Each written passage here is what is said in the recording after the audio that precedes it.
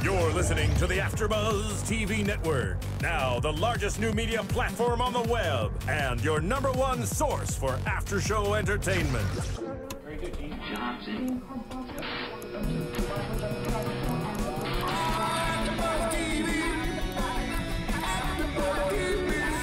The AFTERBUZZ Studios in Los Angeles, California. Presented by Maria Menounos and Bing.com and streaming live thanks to Akamai Technologies. This is AFTERBUZZ TV's Defiance After Show.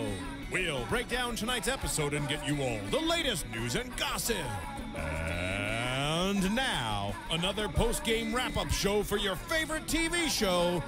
It's AFTERBUZZ TV's Defiance After Show. Hey, hey, Bing is for doing, and we are doing another Defiance after show. This is Matt Lieberman, and sitting across from me, the handsome and talented Nando Velasquez. Thank you very much, Matt. Yes, hi, how's everybody doing? Oh, everybody, I think, is doing just fine, because we just saw another great episode. Yes. Episode 106, Brothers in Arms. Lots to talk about this week. We got movement on the Freaky Cave paintings.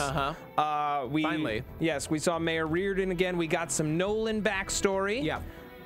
And we got some backstory on a lot of people. We got some Amanda backstory, met an old flame potentially. Yeah, and some Kenya backstory. Yes. Well, Kenya present story. Present story, but And also a little history. backstory. Yeah, a Yeah. little history there. So I want to start with Nolan and his brother-at-arms, Yes. Eddie. They looked very alike. Very similar. I would have thought they could have been related. Soldiers are cut from the same cloth in the future. I suppose so. They were cloned. Yeah, well, they were cloned. They were part of like the 9th Infantry or the 9th Division, so maybe they divided the divisions by type. By like actor type. Maybe by actor type. Yeah.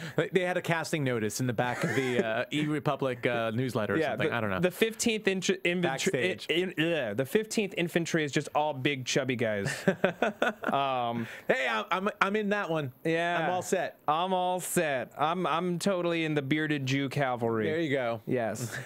Can't wait for that episode. Exactly. So we open with Paul Mattis coming through this bazaar, this, mysterious Castithan. We don't know anything about him. He's being chased by a guy who turns out to be Nolan's expat buddy. Yes. Who is trying to collect a bounty on Paul Mattis's head. So we bring Paul Mattis into the jail, and he has a moment with Doc Yule where he lets us know, the audience, Doc Yule used to invent weapons. Yes. I mean, Yule denied it. Yes. But he says he never forgets a face. I think it's a she. A she, I'm sorry. Well, no, he being Paul. Paul says he never forgets a face. Yeah. Yes. Which is interesting because we're probably gonna get back into that a little later on. I'm glad that Doc Yule finally is getting kind of a story, because she was in many ways like one of the breakout characters in the pilot. She was very interesting in the pilot with her attitude. Exactly. Yes. Because you don't see that very much from an alien doctor. It's kind of like it's very much like Bones in like original Star Trek. I was thinking the same thing. But a lady, an imperious lady alien, an Imogene. Indigene, my bad. Yeah. And Paul Mattis is a war criminal. He's killed, thousands and thousands of people. He invented drop blasts, which he lets one off in the streets, and chemotracts, which killed hundreds and hundreds of soldiers during the Pale Wars. Nolan and Eddie's friends included. Yes. Half of their unit, I believe. Nolan said, and those drop blasts were crystalline drop glass. Yes. Using our favorite glowing blue energy, which is in every episode. And Scott would have loved this episode for the glowing blue energy and the glowing blue lava. All blue. All blue. It's a very blue show. All blue all the time. So Nando, what do you think is what is Nolan's dilemma here? He knows that that Paul Mattis should be prosecuted in Defiance, but he's loyal to his friend, who we learn later on is responsible for Nolan and Irisa getting free safely at the end of the war. Yeah. Well, it's not just that. I mean, this is his first interaction with a scavenger, a fellow scavenger, someone he used to be.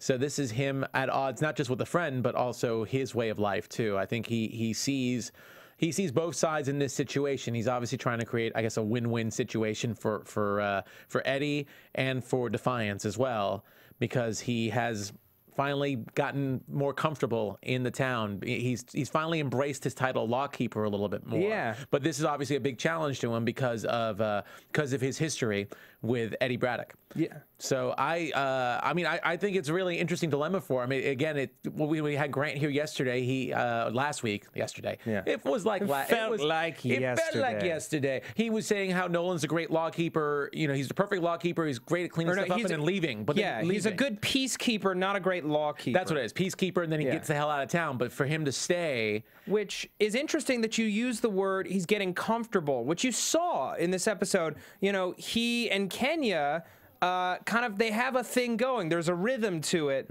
you know, that he doesn't get in the way of his work, but at the same time, at the end of the night, when she, you know, is done night portering, he joins her upstairs. Yeah. And, you know, he's getting to know the townspeople. He's learning how it all works. So this is like one big soldier-shaped wrench getting thrown into this all. Yeah, here. But yeah, with the Kenya thing, it's interesting you said that too, because yeah, it's all within his comfort zone. But again, he doesn't want to upset the cart too much, even in the town. I suppose he doesn't want to put his foot down. Here he is trying to appease everybody. And a perfect example is the scene with Eddie and Kenya and him, where ladies' choice. I don't want to get in the way. I don't want to get in the way. With I don't want to admit how jealous that would make me. I don't want to admit that I care about you enough that I don't want you sleeping with my friend. Yeah. And it's such an interesting performance from Mia Kirshner, because you couldn't quite get a bead on how she felt until she was up in the room. Like she wasn't certainly thrilled that she was about to sleep with this guy. But at the same time, she wasn't going to turn down good business. But maybe that was just a show for Nolan so that he wouldn't realize how much she cared. It seemed more like a test almost. She wanted to see what Nolan would say. Yeah, and he failed. And he failed the test. And she, in the end, still couldn't do the dirty deed, so to speak. She couldn't do the deed.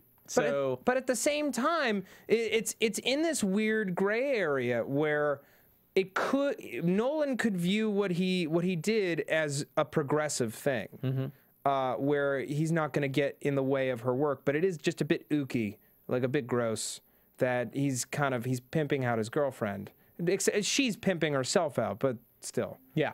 Yeah. So, no, very, very interesting. And I do love to see, I think Mia Kirshner's hot anyway, so I do love to see some sex business in the need-want. Yeah. And just see how that whole relationship is. And I want to see more between, I want to see more of the interaction between Amanda, Kenya, and Nolan, obviously, because that's a very interesting dynamic as well. Yeah, we got some new curse words this week. And I love SyFy series curse words. We've had Stacco for a few weeks. Stacco. Now I love that. That's like such a.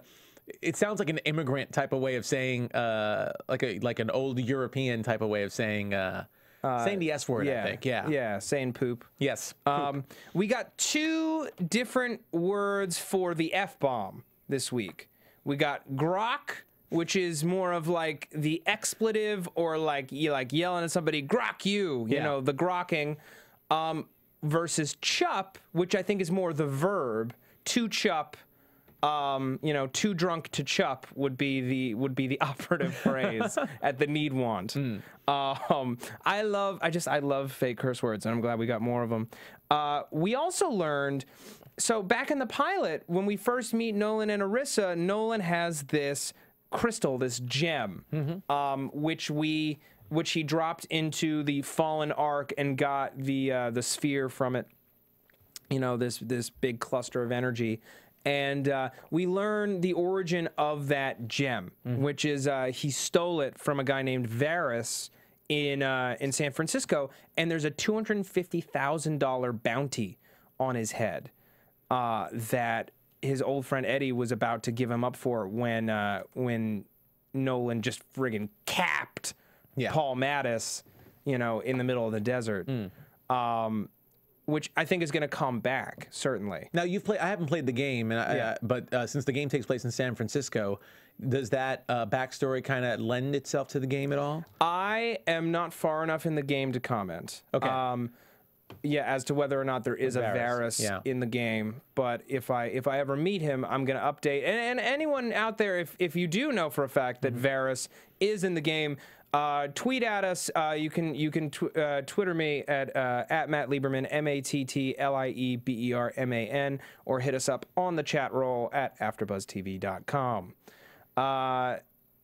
Let's see. So we got Paul Mattis. We got this whole big chase. We find out that Earth Republic is on its way.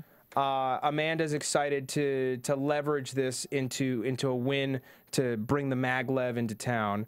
And both Earth Republic and Votanus Collective both want Paul Mattis alive so that he can build weapons for them because another war is coming.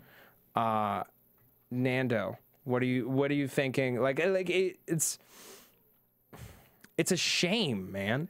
It's a shame, no, that this guy, he's a war criminal and he's about to be treated like a king because everyone is still so scared by this relatively new piece. Well, I think before we got that twist at the end, we really didn't see. I mean, like last week, we got to see E-Rep, you know, at one of their worst. Right. You know, the way they were treating, the way they were doing that whole thing with the land coach robbery and their duplicitous nature. So right until that point, it just seemed like a really honest bounty that this man was going to get tried for war, you know, for his crimes, and he was going to be put in prison. Justice was going to be done either way, whether he was left in defiance or given to E-Rep. To E-Rep, yeah. So this was just an interesting way of saying, look, you know what, E-Rep is not all it's meant to be. I mean, even like Connor. When Connor showed up, his last name was Lang. Connor right? Lang, yeah. Connor Lang. Of the 4th District. Yes, of the 4th District. Even when Connor Lang, he obviously seems really odd too. E-Rep, you know, we can't have E-Rep looking all high and mighty all of a sudden. They're shady, man. They're shady as all heck. They're shady as all heck, and they don't care what they have to do to get what they want. They were ready to tear Defiance apart brick by brick. We thought at the time to catch this war criminal, but no, because he's that valuable and he cannot fall into the hands of the Votanus Collective so that he can make his weapons for them. He's a big asset to whoever gets him. Yeah, brilliant and deadly and totally dead. Because Nolan, yet again, when faced with a tough decision, just shoots the problem and makes it die. Yeah, makes it go away with a bullet, and that's why we love him. And no man, as Eddie called him, because he leaves no man standing. Because he leaves no man standing. He is a deadly brute force. Yes. Awesome. So, before we move on, I just want to talk quickly about iTunes. Guys, AfterBuzz TV puts out over 50 shows a week, and they are all available on YouTube and iTunes, including this one, and we would love it if you would subscribe if you have not already, and please rate us. You know, we love our 5-star ratings, and give us some feedback. We love doing this show. We love Defiance. Let us know what you think. Let us know what you think about our show, about their show. What could we be doing better? We love our community. We love our fans. It's why we do what we do. And you can catch us streaming now too on your iPads or your iPhones if you go on to AfterBuzzTV.com. Or on your Android devices. Or on your Android devices. On your mobile devices. How about that? On all mobile devices. 2013, everybody. Except for ones that aren't Apple or Android. Yes. Nokia, like Nokia, those old flip phones. Yeah, no flip phones. Yeah, no flip phones. No flip phones. Yeah. There aren't any Helios left, I don't think, but we're not on Helio. We're not on Sidekick. Yeah. But we are on Android and Apple. Anyway. So we touched on it a little bit before, but let's talk a little bit more about Kenya and her situation. She and Amanda are having a rap sesh. Yes, they're rapping. Midway through the episode, and they're talking about, you know, love. Kenya has never had this situation before. She's never not been able to perform her job. She's never not been able to perform her job until now because she's been hit bad. Yeah. She got it bad. She got it bad. She got it bad. When the night porters... Nolan is rolling up and she's got it bad. And it's freaking her out. She's somebody who needs some degree of control in her life because there isn't much to be had. throughout her whole life, you know, to basically be born into this conflict. Mother abandons her, you know, on the run everywhere. She's dealing with dangerous clients, dangerous people. Well, she has no attachment to anyone except her sister. Yes. And it is dangerous for her to develop an attachment to anyone else because attachments have been so fleeting in her life. Yes. So the fact that she's getting so attached to Nolan, very, very scary. And she's not happy about it. And of course, when she's talking to her sister, when she's rapping with her sister brings up a past relationship that we've heard for the first time. Yes, Hunter Bell. Yes. Who broke her heart and potentially did far worse. Yes. So I'm sure we're going to see Hunter Bell at some point. At some point, I'm sure that name got thrown out there for a reason. Yeah. One thing I love about this show is that we're getting new seeds every week. They keep planting backstory and making the world richer. They're not just burning through a few things at a time. They're always adding more, planting seeds for fresh stories to come on later. And I'm really, really excited that they're doing that. You know, we got romance from Kenya, and we also got heard a little bit about Amanda's previous fling, who we totally met later on. Yeah. Or we didn't. We heard about it last week. When Nolan mentioned, you know, the kind of person who says that they don't believe in love is somebody who did believe in love but got their heart broken. Yes. Badly. And I'm pretty sure that that Mr. Connor Lang is our bad boy And from New York. And possibly the reason why she ran off from New York to Defiance. Exactly. Yeah. I'm sure we're gonna get more flashbacks later this season. Grant kind of hinted at that last week. Yes. So we'll get some definitive answers on that. But by the end of the episode, Kenya broke things off with Nolan because she can't handle Such it. a brutal way too. I know. You're not my type. I sell myself for money, but you're not my type. But what a weak sauce excuse. Like, you can't even come up with a real excuse. In the pilot, she kissed the guy who was completely, you know, from the mines and all dirty and sweaty. Fat guy with the alien bacon grease. I don't go that way, but I could totally tell. I would not have gone that way if I was a girl. And she went there, but Nolan, not her type. Not her type. Not her type. She doesn't like swarthy men that are good with a gun. The anti-heroes. The anti-heroes. Swarthy anti-heroes. So really lame way of putting him down. Yeah. Really interesting reaction from him too. He was hiding it perhaps, but he seemed very nonplussed by it. He was like, okay. Yeah, but he's hurt. He doesn't know what happened there. But at the same time, you know that he and Amanda are going to start a thing at some point, and it's going to be this big, complex... Big triangle. Yeah, which I hope that they deal with in a quick and smart fashion. But, you know, because these things do happen, and it's not always a big blowout. You know, sometimes it's one of those things that's just awkward and simmery, but, you know, works for some reason. Well, just looking at Nolan and what we just said about Kenya, about her and her attachments, Nolan hasn't had, the only attachment Nolan really has is with Irisa. Yeah. So everything else has always been on the run, and his relationship that he truly cares about the most is the one with his daughter. Yeah. So it's going to be really interesting, and you know, you'd almost think that he had the perfect relationship with Kenya because both of them really aren't attached to anything at all. And you really saw...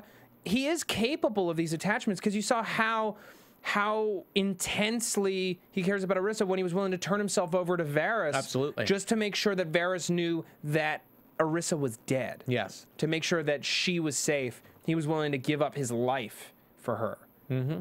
Which, you know, I don't know that we necessarily saw explicitly before now. Like, how deep that devotion runs. I know, like... We've seen him care about her and try to help her with the visions and, you know, in dangerous situations, but literally turn himself over to make sure that she has a safe, free life. Well, like last week, he obviously was outside of Defiance while Irisa had her own moment with Tommy. Yeah. Dealing with that that prisoner that she got. I can't remember his name right now, but dealing with that kind of stuff, we've been seeing her on her own a little bit. It's almost been kind of like like she's leaving the nest, type of thing. So this is we're finally going back to this relationship between the two of them and how intense it is, at least on his end, how much he deeply cares for her. Well, she finally has room to grow now that they're not moving all the time. Yes. She has a place to spread out and people to meet and talk to, and relationships that she probably regrets falling into, as we'll get into a little bit later. I want to move on to Amanda now. We addressed it a little bit earlier, but we got some politicking, we got some romance. So she's trying to turn this Paul Mattis situation into a win for Defiance. She's still campaigning for this, Oklahoma stretch of the maglev train, but with Defiance forever being in charge of this stretch, not having to be a part of EREP, having complete control over this stretch of the railway forever and ever, irrevocably. Yes. And she's finally in a position where they can negotiate it, until, of course, Nolan shoots her bargaining chip in the head, which is not what you want from your lawkeeper. Yeah, pretty much. Well, Nolan's not your usual lawkeeper. No, so he's not. There you go. But then, out of the past, he walks in, hat akimbo, Mr. Connor Lang, assisted to the president. What kind of outfit was that? I don't know. It was very like 1930s gangstery with a little futuristic twist on with there. like a little 80s bougie douche. Yeah, a little douchey. Yeah.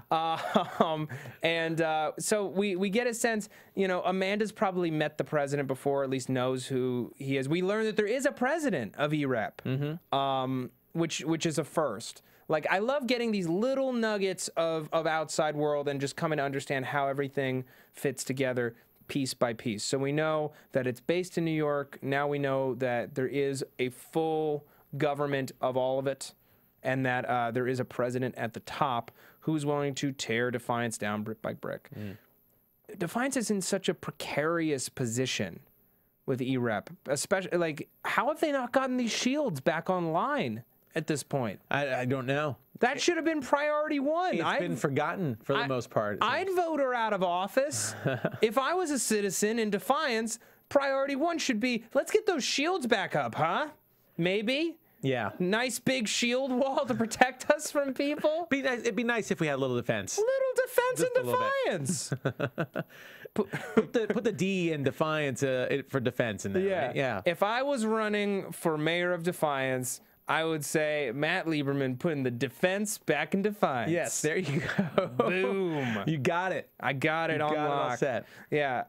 At the end of the episode, we see some kind of condolence flowers from Mr. Connor Lang, who, like, the tension was palpable between them. You could cut it with a knife.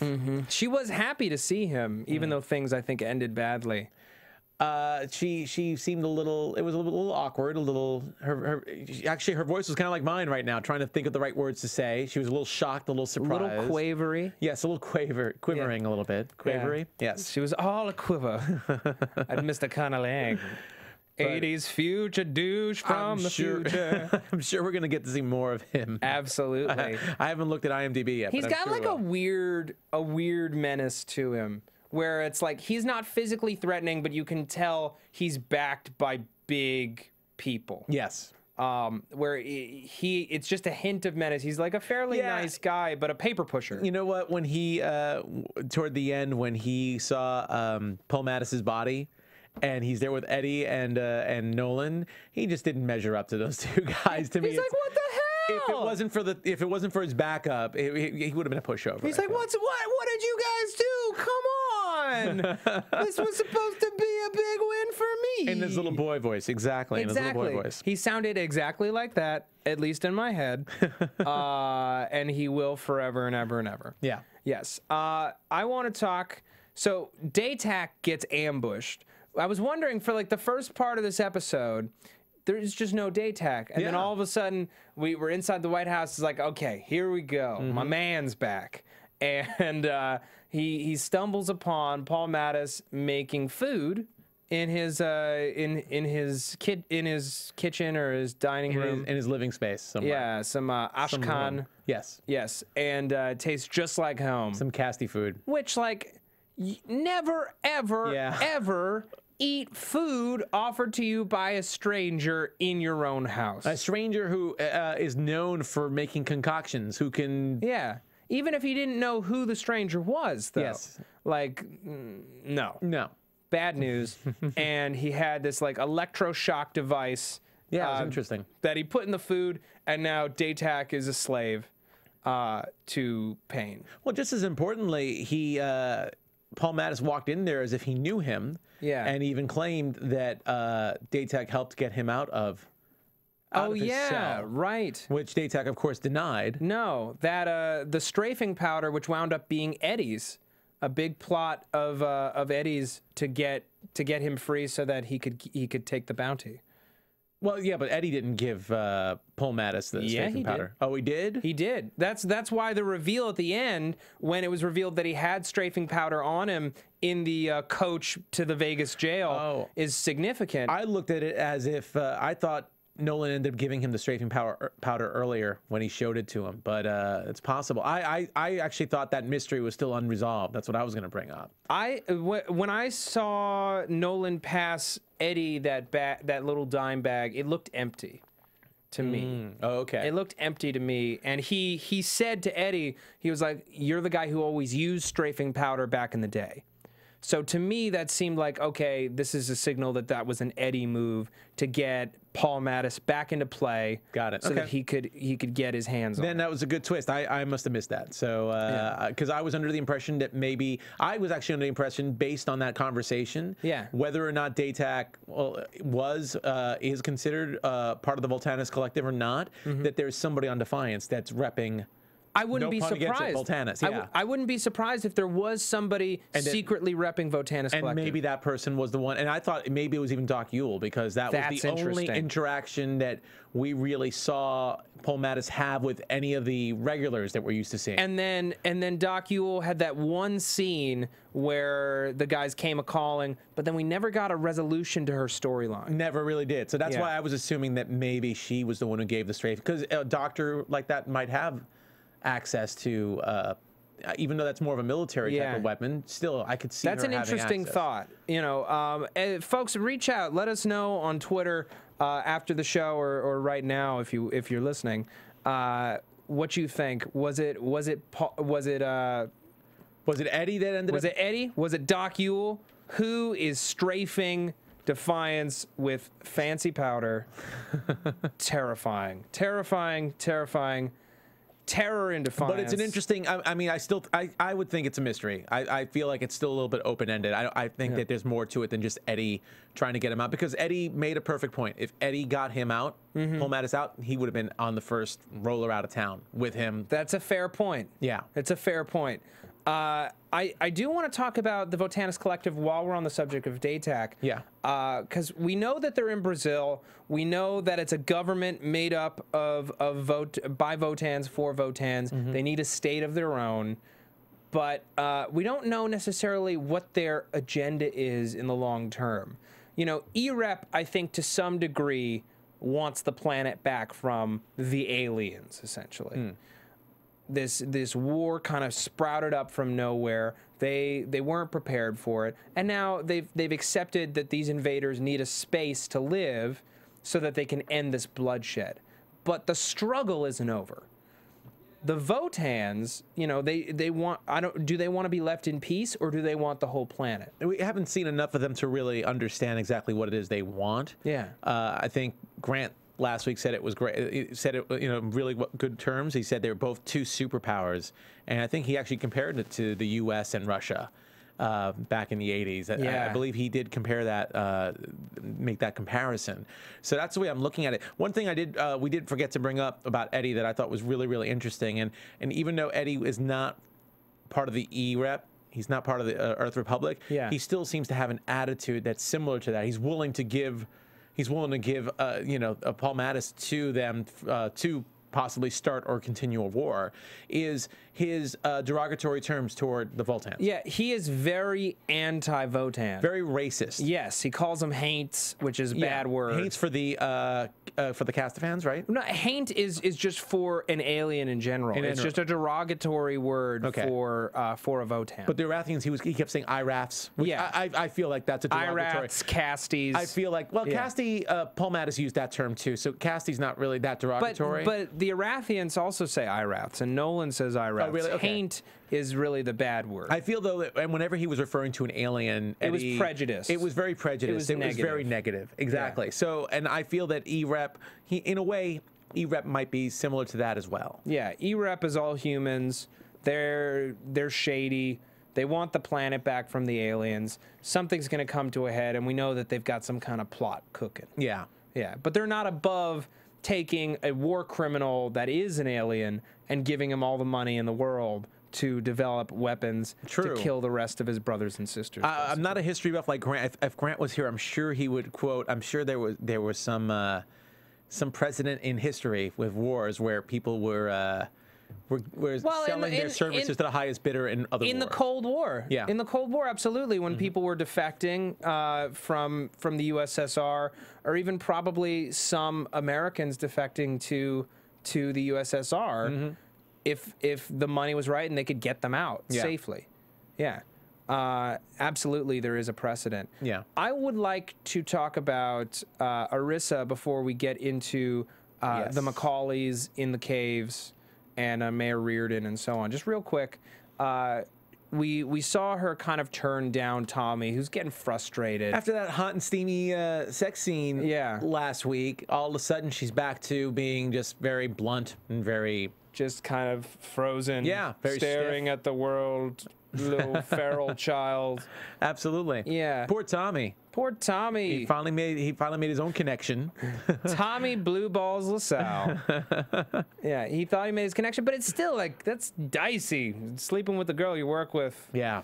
It's not good. Not really good, but... And the daughter of your boss, sleeping with the boss's daughter. Well, he doesn't know it yet. He doesn't know yet. I wanted to ask Grant about that last week. I was like, what happens when he finds out he's not going to be happy? Well, I'm sure Grant wouldn't have said anything, but it'll be really interesting. It'll be an interesting scene when Tommy and Nolan start talking about that having stuff. That kind of talk. Having that conversation. If Irisa ever wants to do it again, because I feel like it might have been just like a, heat of the moment, like we just dealt with this crazy emotional thing. Well, Tommy, I need a release. Tommy was really violent last week, and that seemed to be the trigger. So now that like Paul Mattis was in custody, and he's just coming up asking her out, and she's just like, and she's not really giving him anything. No, I don't really want to go to your Wimpy house. Tommy. She doesn't want Wimpy Tommy. She wants Manly Tommy. She wants Manly Tommy. Which this week, as Grant said, was the first time that Tommy did not get clocked in the head. Yes. In an episode. Well, but he was caught in an explosion. That's true. Oh man, so he did get clocked, he kind of got clocked in the head by debris, probably. Gosh darn it, poor Tommy, man, poor Tommy. And Irisa now at the end of the episode is going to learn what Uncle Eddie, who she did not like, did for her. Yeah, and get some resolution on that front. Now we go to the caves. Yes. Take it to the caves. To the whole Mayor Reardon and what was Mr. Birch. Yes, Mr. Birch. Mr. Birch. And Quentin, yeah. And Quentin Macaulay, who is having visions of his dead brother. Yes. Who was really into him murdering Mr. Birch. Yeah. The smile on his face was so weird and creepy. See, it's a weird plot device because automatically when you start showing ghosts like that, you're insinuating that the person having those visions is crazy. But at the same time, it could be the artifact that is projecting these visions. It could be. Because he was about to throw it into the blue lava when he started having these visions, and I think it was the artifact speaking to him. The artifact trying to save itself. Yes. That's an interesting And knowing point. that Mr. Birch must die in order to protect the artifact again told him, you have no choice, you have to kill him. That is really, I like that. That is really, really interesting. The artifact's actually sentient. Has its own self-preservation. Wow, yeah, I do like that. Okay, that makes more sense because without that, I feel like I really don't want to see what looked like a very normal kid. Yeah. All of a sudden having like, why is Quentin seeing ghosts now? They're telling him to kill people. Yeah. Even though those people are bad people. Although I'll give him that, but still. It would be cool, in my opinion, that just out of nowhere, a very normal person has schizophrenia instead of a strange alien disease. He just has schizophrenia. That hasn't stopped because we're in the future. They didn't come up with a cure for schizophrenia before the Pale Wars. You know, out of all the characters, I really don't want to see Quentin be the one that has schizophrenia. Let it be Daytak. Let it be, you know, let it be one of the Tars. Let it be Rafe. Let it be his dad. Yeah. You know, his Rafe dad McCauley with schizophrenia. I'm in. His dad should be suffering. I mean, he lost his son, and he's lost his wife. Well, I'd watch Graham Greene watch paint dry. You know, so like him hearing voices would be great. Yeah. But no, Quentin, he's getting closer to figuring out what the symbols mean. He's got a book of old symbols, and he's comparing it to the stuff on the walls. Mayor Reardon comes up to him at Chez Renard. Finally, the subway train cafe gets a name, and she, you know, says, "Oh, your father once showed me these crazy cave paintings when I toured the mine one time." And Quentin's like, "Bullshit." Because it's a recently discovered shaft. Yeah. The L7 shaft, there's no way the mayor would have gone down there. So we know that there was an earthquake in the 1800s. I believe it was 1811. 1811. And in this earthquake, some people died, and those were the bones that we saw. And it was the first earthquake on record in the area. So what caused it? What caused it, Nando? I mean, I'm guessing that that there must be some kind of weapon or creature that's down below, and that this artifact somehow, I might be stretching here, but that would be what I'm being led to believe. So obviously, whatever it is down there, it was worth them practically obliterating Defiance just to get everybody out. With the Volge attack and with that that meltdown that they almost caused, that that the mayor's assistant almost caused. Yeah. Between all of that, so whatever it is can survive a meltdown, a nuclear reactor meltdown, and can survive the Volge. Yeah. So it's got to be something mighty, mighty powerful. Here's what I think. And this is a shot in the dark, but we don't know a ton about the Votan ships and how long it took to get from their galaxy to Earth, right? Yeah. So what if, when they realized that their planets were dying, they sent a scout ship far out, and it landed on Earth in the 1800s, planted a beacon there to draw the ships to our planet, and it took them 202 years to get here. It's very possible. I like that idea. It has to be something that connects to science fiction. It can't be just some, you know, mysterious, all of a sudden, this thing that comes out of nowhere. Right. Can't be some monster. Can't be like Mothra or Godzilla underneath. You can't start mixing your metaphors. Mothra just out of nowhere. Yeah, you can't really be mixing your sci-fi or your different worlds here. But I kind of agree with you there. It's the first earthquake on record. It must have been perhaps caused by a landing of some sort. And it must be some kind of ancient technology that is still vital. And what if the people that blew up the Votan ships, which started the Pale Wars, what if that was a secret sect of people, humans who had found this thing years and years ago and have been waiting for the aliens to come for generations, and they knew that they were coming, and then when they did, they were ready, and they blew up their ships.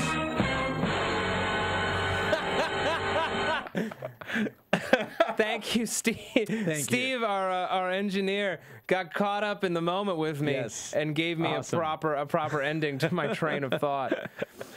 I will never apologize for enthusiasm, Nando. I feel that we're probably on the right track. Yeah. As far as that, what I'm really curious to know also is how does Mayor Reardon know about this? And does she's one of the sect, man? Well, it's possible, but so does E-Rep. Does Volt? I guess E-Rep and Voltans don't know about this yet because they're obviously in their own little superpower struggle, and E-Rep just really cares about getting those tracks down. Yeah. They care about control of the town. If they knew about it, if they knew about what was down there, Defiance would already be gone. Yeah.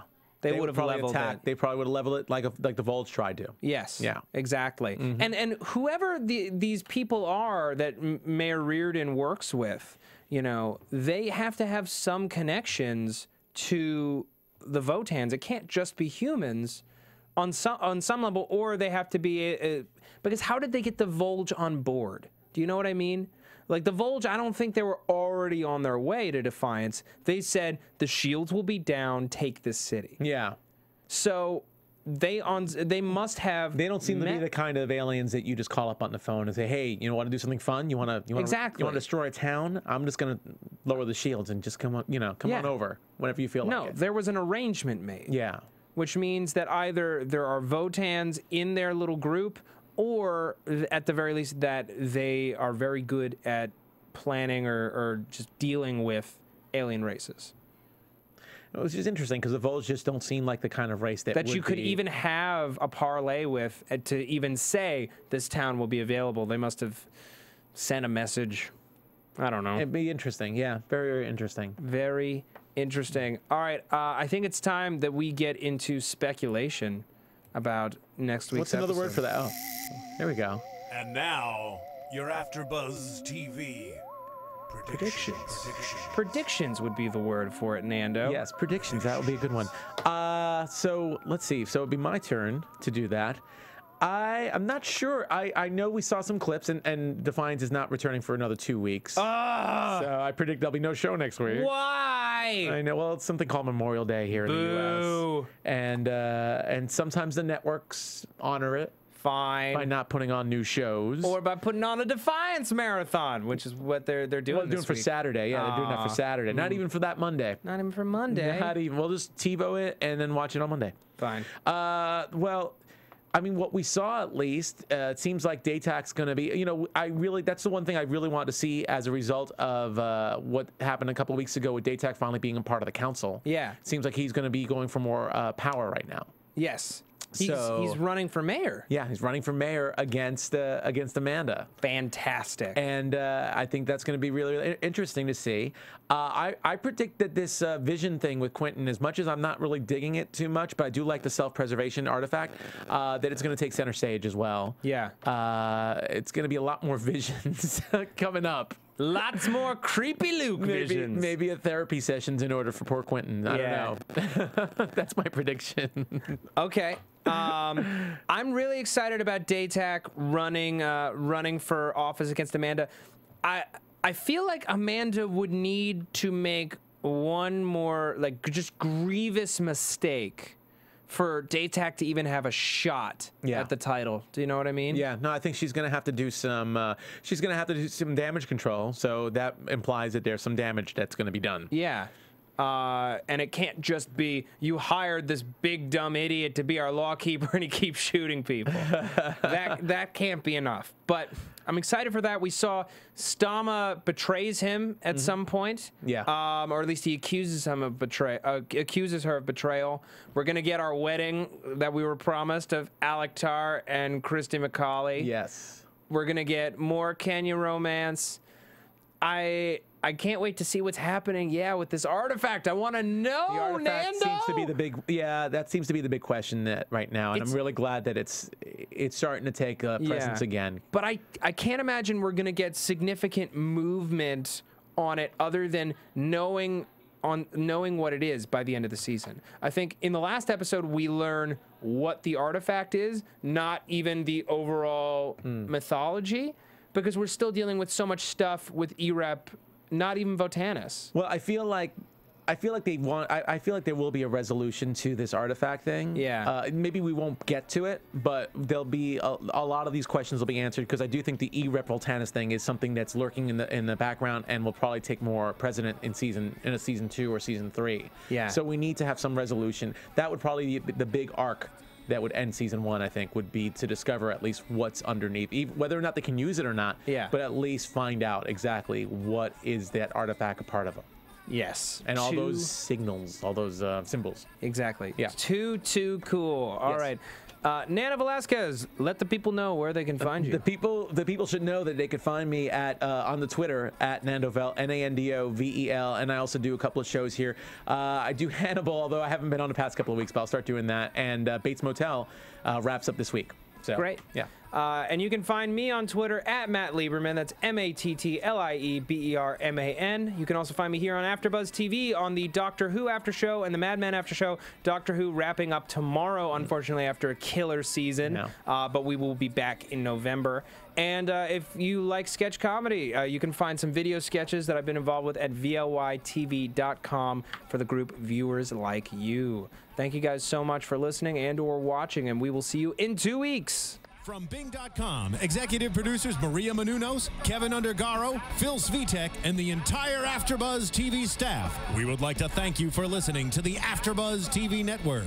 To watch or listen to other after shows and post comments or questions, be sure to visit AfterBuzzTV.com. I'm Sir Richard Wentworth, and this has been a presentation of AfterBuzz TV. Buzz you later.